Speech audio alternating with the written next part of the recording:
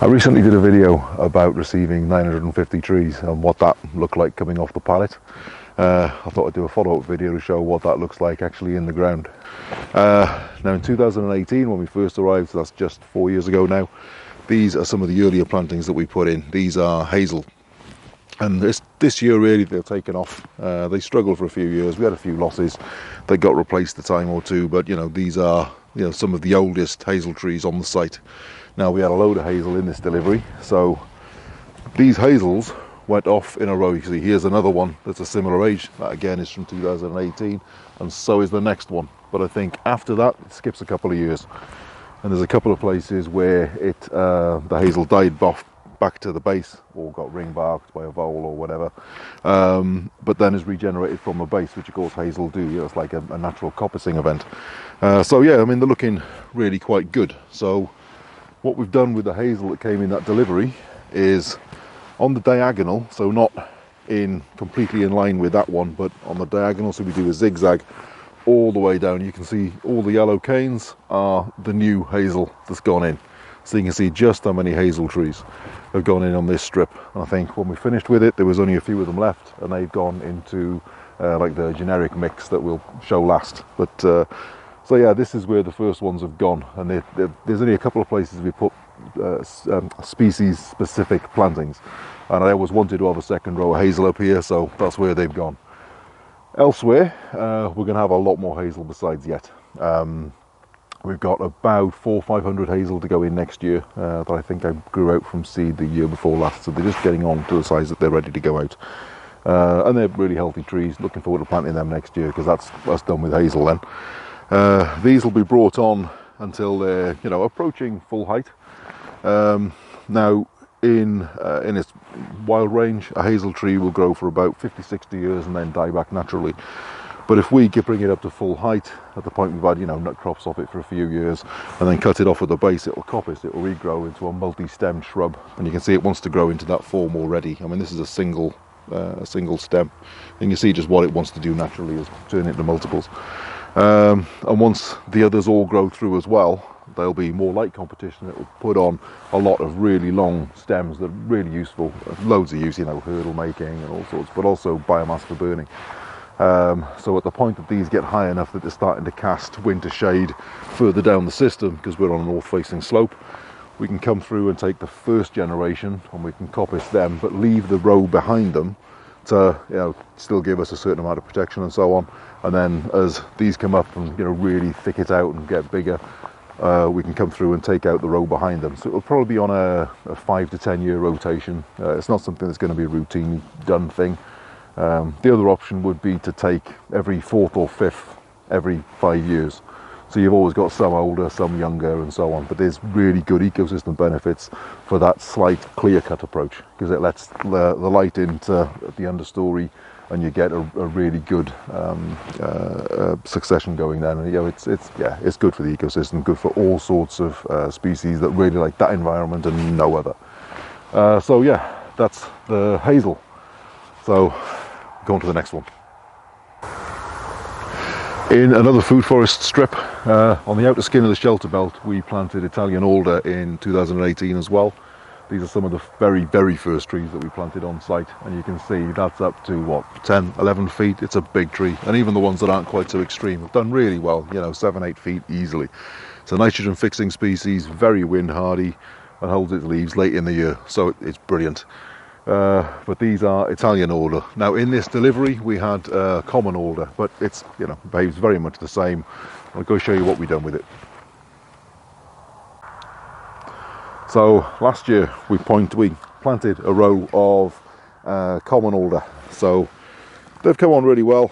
They're a good strong tree, and last year was a drought year and we didn't lose one. They did really well. There were really nice healthy trees arriving, to be fair, but the best that we've had. So yeah, these got planted last year. They've grown a little bit, and they were in a single row at similar spacing to the Italian alder that was in the other food forest, but there's one here, there's one here, there's one here, so you get an idea of the spacing, and that continues down into that corner and about halfway across the bottom of the field. What we've done with the new batch of alder, which again is something I'd always planned on doing, is put them, same as we did with the hazel and the same as the Italian alder was planted in that food forest, is to plant them between and set back a little bit to create that, you know, double row zigzag effect that gives you really good strong wind protection. And that goes now all the way down, and the double row extends halfway across the field, and beyond that we get a single row continues right down into the bottom far corner now, and right up the field. I'll just show you. So this is the row going all the way down into that corner, and now it runs about halfway across the field as a double row, all the way down right into, where are we? Let's try and see. It's hard to see on this little screen. It's kind of down here. There we go. Yeah. So right in the corner of the field down here, and they got, you know, nice, really well spaced common alder. So that'll come up and give us a really nice nitrogen fixation core for this particular shelter belt. This is actually one of the places where the hazel I was describing, we've got hundreds of them good to go out next year. They'll be coming just inside of this, so that they'll be getting the nitrogen benefit of this double row of alder. And also that is again something that we can alternate, because this double row here, for example, that is the telephone cable coming in. So a full height tree would really, you know, endanger that. So we need to be careful what we're planting here. So everything that we've put in, if we're putting a certain amount of really fast full height trees like alder, and there's going to be hazel, that'll be low enough to not threaten the cable, but they're also going to put chestnut in, and that is high enough to threaten the cable. But they're all species that coppice really well, so you get trees that last for hundreds, and in the case of chestnut, there's examples of coppice chestnut lasting for thousands of years, perfectly living trees that still produce nuts. You know, these trees, if they're handled the right way, are really, really long-term food producing solutions. So just to show you how much shelter belt we've got, I'll walk down to the bottom corner and I'll film back to where we were just to show you how close. But I'll show you just behind us, there's that phone cable. So that's what I'll show you from the bottom of the field. So I'm down in the bottom corner of the field here. See, there's the post just behind. And all the way, oh yeah, that would have been quick. And all the way over here is the post. Is it that one? Yeah, that's the post that we were just next to. So we're a fair way from the house, so you can see that's a very, very dense shelter belt that's come all the way down and around. Right, I'll show you where the rest of the trees have gone. As for the others, which was hundreds of trees, they're all in this single really long strip right at the top of the field in a fairly dense belt. So over here, for example, you can see that was a pre-existing one. That might be a mountain ash, but you can see, right, this is about as far as we go. So you can see all the canes here, here, here, here, you know, and that carries on right the way through. There's the odd one that pre-existed. Here's a hazel, for example, that was already here, because we already had a pretty decent shelter belt. This pine was already here. As I say, that mountain ash was there. But yeah, there's a lot come through. And the alder only finish maybe, you know, 10 feet behind the camera. You know, we're really right inside that corner. And you can see how dense the planting is. Now that's oak, it's hornbeam, it's beech, it's birch, it's all sorts of stuff. But I'll walk and talk because it's cold today. Here's some of the other stuff that was pre-existing. That is blackthorn. There's also some hawthorn down here. We've also got the earlier plantings in the season coming to the end of the holly, because that runs again from pretty much up by the house, same route that that the common alder took, right the way down, right the way across the bottom of the field, and up, goes up about as far as this first earthwork here. So yeah, they went a long way. So again, that's one of the evergreen core of this shelter belt.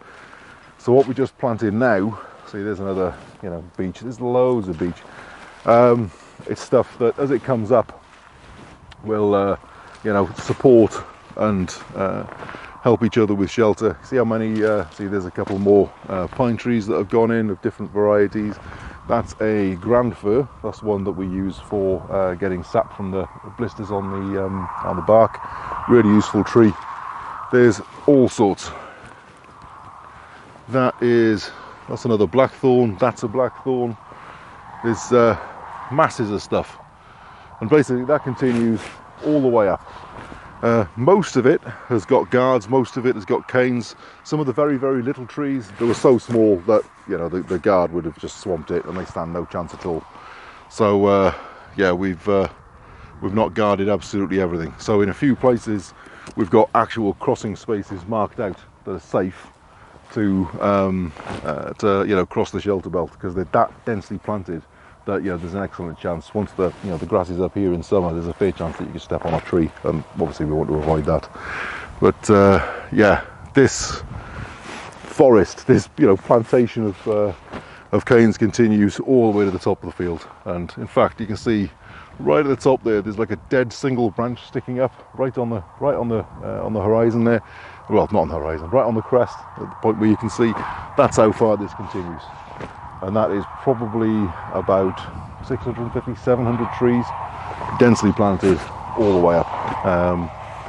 They might require a little bit of thinning, but I don't think they should. I think that, you know, at this planting, they should still be pretty good. So yeah, that is a very, very significant shelter belt for basically free.